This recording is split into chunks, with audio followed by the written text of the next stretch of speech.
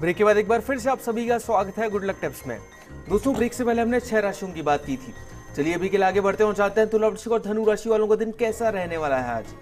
तुला राशि वाले जो हमारे दर्शक हैं, आज परेशानी और चिंताओं पर ध्यान देने की बजाय अपने आप पर विश्वास रखते हुए उन चिंताओं का, उन परेशानियों का, उन समस्याओं का सॉल्यूशन ढूंढने का प्रयास कीजिएगा। अपना फोकस अपने काम और अपनी जिम्मेदारियों पर आज बनाए रखिएगा। आज के दिन की सफलता के लिए गौ माता को पालक खिलाइएगा।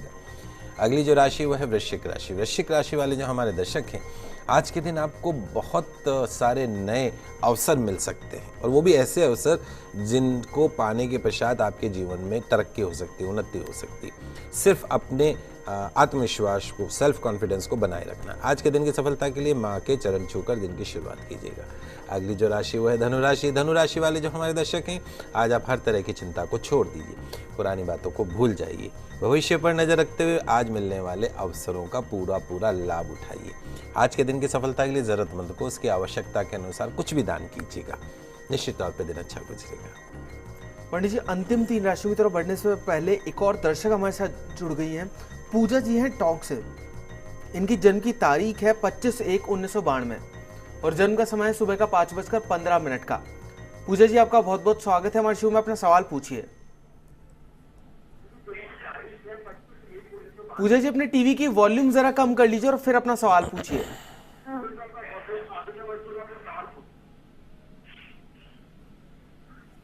अपना सवाल पूछिए पूजा जी।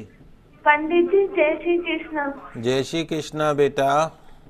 पंडित जी, मैं जानना चाहती हूँ, मेरा बीए हो गया है, मैं ना गवर्नमेंट जॉब करना चाहती हूँ, किस क्षेत्र में आगे बढ़ूँ तो मेरी जॉब लगे। पूजा, आपकी जन्म कुंडली में राहु की 18 साल की महादशा चल रही है, उसमें भी सूर्य का अंतर ग्रहण योग बोलते हैं। लेकिन आपकी जन्म कुंडली में जो सबसे अच्छी बात है वो बात यह है कि आपके नौकरी व्यापार के क्षेत्र में चंद्रमा बैठा है। निश्चित तौर पे आपकी सरकारी नौकरी का योग बनेगा। बैंकिंग सेक्टर अगर हो और उसके अलावा क्लरिकल लाइन हो, कोर्ट से संबंधित कोई जॉब हो, आप इस तरह के जॉब में यदि आप अप्लाई करते हैं तो निश्चित तौर पे आपकी सरकारी नौकरी लगेगी। अभी 2 साल और बचे हैं, 2 साल में आपकी नौकरी लग जाएगी। पितृदोष है, पानी का मटका जहाँ भर के रखते हो रसोई में, मम्मी को बोलिए कि वहाँ पे पितरों के नाम का देशी घी का दीपक जलाएं। अपने पिता को बोलिएगा कि आपकी जन्म कुंडली में पितृदोष है तो उज्जैन जाके एक बार इस पितृदोष की शांति करवा लीजिएगा, इस संकल्प के साथ में मेरी बेटी की जन्म कुंडली में जो दोष है वो दूर हो, बाकी कुंडली अच्छी मांगलिक हो। यदि आप ठान लो कि मुझे सरकारी नौकरी प्राप्त करनी है तो 101% आपको नौकरी मिलेगी। दिमाग को कन्फ्यूज़न का जो पार्ट है उसको अलग रख दो, तैयारी करो, अगले 2 साल में सरकारी नौकरी आपके पास होगी। पंडित जी, अभी के लिए कोटा से भी एक दर्शक हमारे साथ जुड़ी हैं, साधना जी हैं, जो कि अपने बेटे मयंक के लिए जानना चाहती हैं। मयंक की जन्म की तारीख है 20/2/1989। उनके जन्म का समय है शाम का 4:30 का। साधना जी, आपका बहुत बहुत स्वागत है हमारे शो में। अपना सवाल पूछिए। जी हाँ जी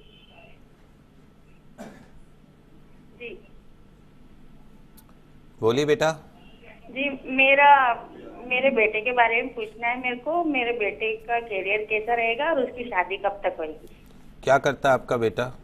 मेरा बेटा सीमेंट में मार्केटिंग ऑफिसर है। तो आपने जय श्री कृष्णा तो बोला ही नहीं, फिर जवाब कैसे देंगे? बोलिए पे एक बार जय श्री कृष्णा। खुश रहिए, प्रसन्न रहिए। देखो बेटा, आपकी बच्चे की जन्म कुंडली बहुत अच्छी है, मंगल स्वग्रही होकर बैठा है नौकरी व्यापार के घर में।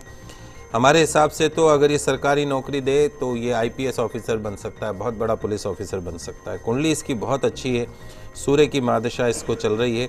सन 2018 के पश्चात इस बच्चे का जीवन का सर्वश्रेष्ठ समय शुरू होगा और अभी इसको कोई नौकरी वगैरह चेंज नहीं करनी है। अक्टूबर 2016 तक जैसी चल रही है वैसे चलने दीजिए। अक्टूबर 2016 के पश्चात इसकी नौकरी अच्छी रहेगी। पितृदोष है, आप पानी के मटके के पास में देशी घी का दीपक लगाइए पितरों के नाम का, और जब समय मिले तो एक बार पितृदोष की शांति अवश्य करवा लीजिएगा। चलिए अब जान लेते हैं कि मकर, कुंभ और मीन राशि वाले जातकों को क्या करना है और क्या नहीं करना है आज के दिन को बेहतर बनाने के लिए। मकर राशि वाले जो हमारे दर्शक हैं, आज आपका जो वर्किंग एरिया है उसमें कुछ चेंजेज हो सकते हैं, वो चेंजेज आपके बेटर के लिए हैं। यदि आप अपने कैरियर को चेंज करना चाहते हैं तो this is the right time to change. आज के दिन की सफलता के लिए पीपल के वृक्ष में जल का अर्घ्य प्रदान करें। अगली जो राशि वो है कुंभ राशि। आज आपके मन में कई बातों के कारण तनाव हो सकता है। किसी बात की चिंता करने की बजाय उसका सॉल्यूशन ढूंढने का प्रयास कीजिए। आज के दिन की सफलता के लिए कौवे को खीर अवश्य खिलाइएगा। अंतिम जो राशि है मीन राशि, बड़ों की सलाह आज अवश्य लीजिए कोई भी डिसीजन लेने से पहले। और अपना जो वर्किंग एरिया है उसमें आज कोई नोक-झोंक के कारण थोड़ा सा दिमाग डिस्टर्ब हो सकता है। आज के दिन की सफलता के लिए किसी की आलोचना नहीं करने के संकल्प के साथ दिन की शुरुआत कीजिएगा। तो दोस्तों, तो राशियों की बात हुई, चलिए अभी के लिए आगे बढ़ते हैं और पंडित जी से जान लेते हैं कि क्या है आज का गुड लक टिप। दोस्तों, आज मैं आपको एक बहुत अच्छी बात बता रहा हूँ, ध्यान से सुनिएगा। अगर मोहम्मद साहब की शिक्षाओं पर मनन किया जाए, मुस्लिम शिक्षा जो है उनकी शिक्षाओं पर मनन किया जाए तो दो बातें उनमें सबसे अहम है। पहली क्या है, मोहम्मद साहब की जो शिक्षाएं हैं वो किसी भी एक देश के लिए नहीं है या किसी भी एक धर्म के लिए नहीं है, हिंदू मुस्लिम सिख ईसाई ऐसा नहीं है, सबके लिए है। और दूसरी जो उनकी शिक्षाएं हैं आज से 1500 साल पहले जितनी प्रासंगिक थी आज भी उतनी है। जीवन का कोई ऐसा पहलू नहीं जिसे बेहतर बनाने, अच्छाई को स्वीकार करने के लिए मोहम्मद साहब ने कोई संदेश न दिया हो। उनके संदेशों को गलत अर्थों में ले लें वो अलग बात है। उनकी जो बातें हैं वो इंसानों को सच की राह दिखाती हैं। अर्थशास्त्र, इकोनॉमिक्स भले ही ब्याज को मूलधन का किराया, शुल्क या कुछ और माने, लेकिन जो इस्लाम धर्म में ब्याज को ममनू माना गया, अनुचित माना गया है। इस्लाम के मुताबिक ब्याज एक ऐसी व्यवस्था है जो अमीर को और अमीर बनाती है और गरीब को और गरीब बनाती है। इस प्रकार ये एक शोषण का जरिया है। पवित्र कुरान स्पष्ट रूप से ब्याज को वर्जित मानती है। इंसानों के लिए कहा गया है, हे ईमान वालों, 2 गुना और 4 गुना करके ब्याज मत खाया करो, उस मालिक से डरो। ब्याज खाने से बरकत खत्म हो जाती है, ब्याज की कमाई से बरकत खत्म होती है, इससे इंसान द्वारा किए गए पुण्य भी खत्म हो जाते हैं। ध्यान रखें, ब्याज जो है वो धन को कम करता है, लेकिन दान पुण्य से धन कम नहीं होता। जो लोग ब्याज हासिल करने का निश्चय कर चुके हैं उनके लिए बहाने बनाते हैं, उसके लिए ये एक शैतानी धोखा है। जो लोग ब्याज लेने को सही कारोबार साबित करने की कोशिश करते हैं कि साहब ये तो हमारा बिजनेस है, और लोगों को भी यकीन दिलाते हैं कि ब्याज लेना उचित है, तो ऐसे लोगों को भी इसी प्रकार के शैतानी धोखे के शिकार होते हैं। तो जो लोग ब्याज खाते हैं उनके बारे में कहा गया है कि कयामत के दिन खड़े नहीं हो सकते, उसी तरीके से जैसे किसी को शैतान ने छूकर पागल कर दिया हो। यह इसलिए क्योंकि वे कहा करते थे कि व्यापार भी तो ब्याज के समान है। व्यापार को वैध कहा गया है, ब्याज को पूरी तरीके से अवैध कहा गया है।